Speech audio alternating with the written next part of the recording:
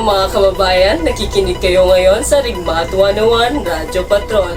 Mga nagbabagong balita at totoo na hatid namin sa inyo. Tulad at makipag-ugnayan mula sa bulwagang pangbalitaan ng Rigmat 101. Narito ang inyong pinagkakatiwalaang mga mamamahayag na sino DJ Jacinto, DJ Cam at DJ Chai.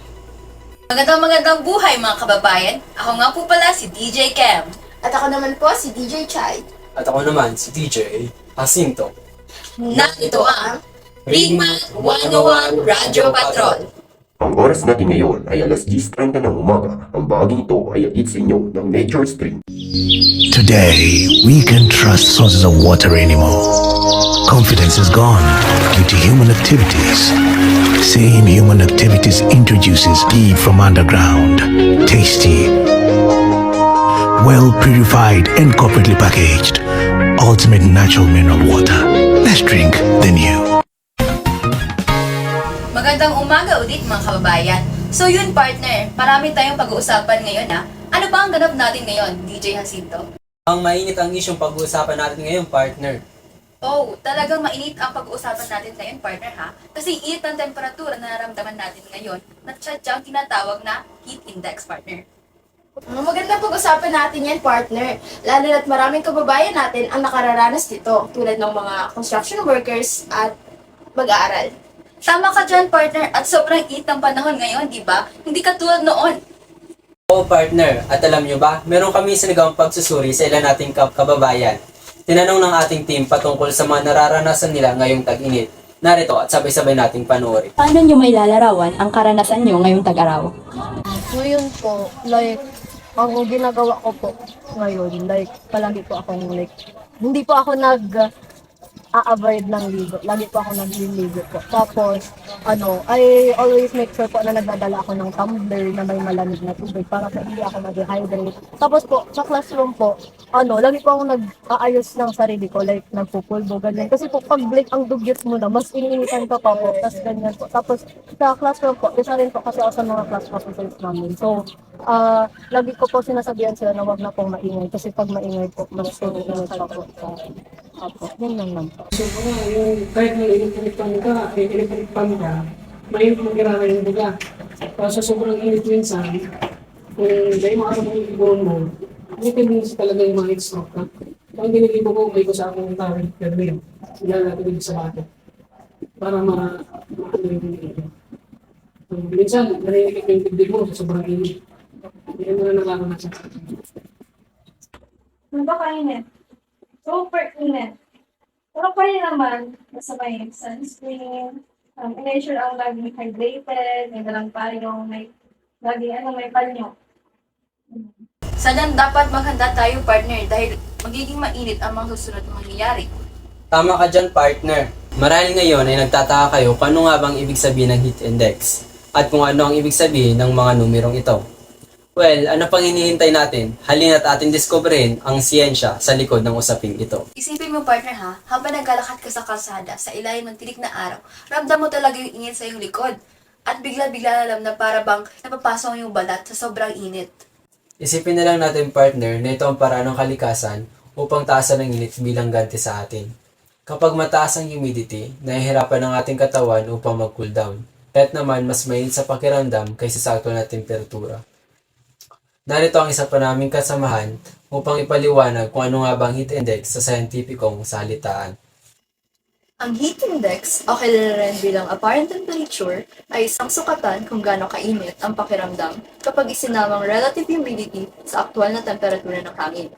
Ang heat index ay nagsasabi sa iyo kung gaano talaga kainit ang pakiramdam sa labas. Kaya, sa isang mainit at malinsangang araw, kahit sabihin ng thermometro na 32 degrees Celsius, maaaring pakiramdam mo ay 38 degrees Celsius dahil sa kalumigan na nagpapahirap sa katawan mong magpalamig. Kapag ang heat index ay tumaas, hindi lang ang comfort natin ang naapektuhan. Maaari itong maging mapanganib. Maaari itong magdulot ng mga heat-related illness kagaya na lamang ng heat exhaustion at heat stroke na maaaring maging sanhi ng pagkamatay ng tao. Kaya nga, pinag-iingat lalo ng iba't ibang council ng barangay tulad ng Libotan, Naga City ang mga residente matapos na makapagtala ng 45.9 degrees Celsius heat index sa Typhoon 2000 na automated weather stations at 48 degrees Celsius na heat index na itala sa Sangley Point, Cavite. Mahigit 30 lugar na nasa danger level at posibleng madagdagan pa ito ngayong Mayo. Kaya pala partner, mahalaga na lagi tayong hydrated, humanap ng lilim, at magpahinga sa loob ng bahay upang malabanan ng init. Tumpak ka dyan, partner. Masyadong delikado kung may expose tayo ng matagal sa araw habang mataas ang heat index. O partner, kaya nga nagpasuspende ang DepEd ng klase dahil sa sunod-sunod na mataas na heat index na natatala. Speaking of class suspension, maraming umalma sa pagpapasuspende ng kahit ng DepEd. Tumanggap ito ng samot-saring komento sa ating mga kababayan. Talaga nga naman, kasing init pala ng issue ang heat index ngayon. Narito ngayon, partner, ang ilan sa mga reaksyon ng ating kababayan tungkol sa naturang issue. Ano po ang masasabi nyo sa pagpapasuspende ng DepEd ng face-to-face classes dahil sa mataas na heat index? Sang-ayon po ba kayo dito? About po doon, sang-ayon po ako, I think it is a good like proclamation or rule po ngayong summer. Kasi po, as a student din po na like everyday pumapasok sa classroom ganyan, mainit po talaga siya. Like other than like other summers po, mainit po talaga siya ngayon. Like ngayon po, nakaka-experience po kaming students kahit po may mga electric fan ganyan po. Mainit po talaga siya, lalo na po pag tumututok na po, like yung alas 2 na po, like lagi na pong naantok yung students. Tas, like nagkakasakit na po, like nagkaka-headache, sipon, abo, ganyan po. Lagi pong ganyan yung, yung situation namin sa opo. Hindi po ako sangayon kasi ang pagsuspende po kasi ng klase dahil lang sa init ng panahon ay hindi lang po sapat na dahilan upang ipagkait sa atin yung pagkakataon na magpatuloy sa pag-aaral at matuto, di ba? At kapag sinabi natin, kahit na sinabi natin mainit yung panahon, mahalaga pa rin na may pagtuloy natin yung edukasyon natin para umadlad yung pamumoy natin at magkaroon ng sapat na kaalaman, di ba? Kaya dapat bigyan ng alternatibong solusyon tulad ng tamang pag-aalaga sa kalusugan at disiplina sa sarili yung mga estudyante upang may pagpatuloy nila yung kanilang klase ng walang alam. Oo, sa ngayon, tama lang na yun ang ginawa ng DepEd na suspende ng klase. Dapat nga, supposedly dapat modular lang ako habang sobrang init kasi ng 51 degrees Celsius yung init. So, kung tutusin, maglalagay ko ng itlog sa kalsada, kahit may tawahan pa yan, masilungkot talaga yan. Ito mga init. So, ang normal temperature ng tao is 37 degrees Celsius now. So, pag tumaas ka ng 39, pinukumbulsyon yung isang tao sa taas ng init. So, umabot pa ng 50. So, dapat lang na suspend din yung klase. So, ang suggestion ko nga niya, imodular na lang yun. Hindi. Hindi naman kasi hindi ako sangayon. Instead kasi na mag-suspend ng klase, mas mainam na mag-implemento na lang yung mga paaralan na manghakbang para maiwas-iwasan yung init. Diba?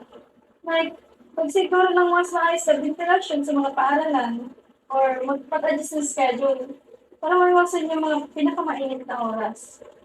Ayun na nga, iba't iba talaga ang ating opinion sa usaping ito. Merong sumasalungat sa pagsuspende ng DepEd at meron namang sumasang-ayon. Oo, partner, sa kabila ng lahat ng diskursong ito, iisa lang naman ang priority natin sa ganitong issue. Ito ay ang kaligtasan ng bawat isa. Tama ka dyan, partner. Mahalaga na maging ligtas ang bawat isa sa panganib na dulot ng mataas na heat index. Kaya narito ang mga maaari nating gawin upang maiwasan ang banta ng dulot ng mataas na heat index. Drink plenty amount of water to avoid hydration. Avoid prolonged exposure to heat. Rest and hydrate. Limit outdoor activities as much as possible. Avoid caffeine and alcoholic beverages. Take breaks at shady and cool areas. Huwag kayong mag-alala mga kababayan, for there are ways to outsmart Old Man Heat Index. Whether manood ng pelikula, bisitahin ang mall, o kaya naman simpleng pagpapahinga sa harap ng aircon. Laging mayroong malamig na paraan upang makaiwas sa mainit na panahon ng tag-araw. At narito na nga, partner, mga kababayan, ang heat index na naipaliwanag Kaya sa susunod na lumabas kayo at pakiramdam niyo na padpad kayo sa disyerto, don't worry, it's just the heat index doing its thing. Tama ka dyan, partner. Talagang importante may sapat na kalaman tayo rito pati na rin sa iba't iba pang mahigit na issue dito sa ating bansa. Kaya mga kababayan, palagi kayong makinig sa Rigmat 101 Radyo Patrol para pa sa iba pang nagbabagang balita. Maraming salamat po sa pakikinig at sana'y nagustuhan nyo ang ating mga napag-usapan. Manatili kayo nakatutok sa iba pang mga issue na ating pag-uusapan at haharapin. Ito po ang balitang tostado o totoo natin namin sa inyo. Ako po si May Malaking. At ako naman si Jesha Francisco. At ako ay yung DJ na si Chazel Paulite. Diyos ko mga ka-partner, ang init! Ay DJ, try mo kayong pumasok sa ref. So yun nga, ako nga po pala ang inyong DJ na si Atekem Vermas. Hanggang sa muli mga kaibigan, always stay cool and safe. I'm DJ Hila Sinto, ito ang Rigmat 101 Radyo Patrol.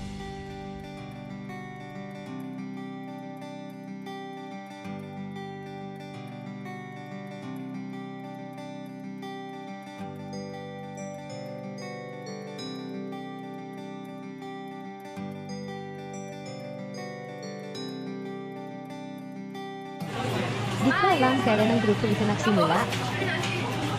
Nung joke ba? Nung makazero sa calculus? Natambahan ng plates? O yung sabay-sabay na puyat sa 11:59 PM na pasahan? Magkakaiba man ang ugali. Isa naman ang pangarap namin ni Lithi. Malayo pa. Pero ngayon, malayo na.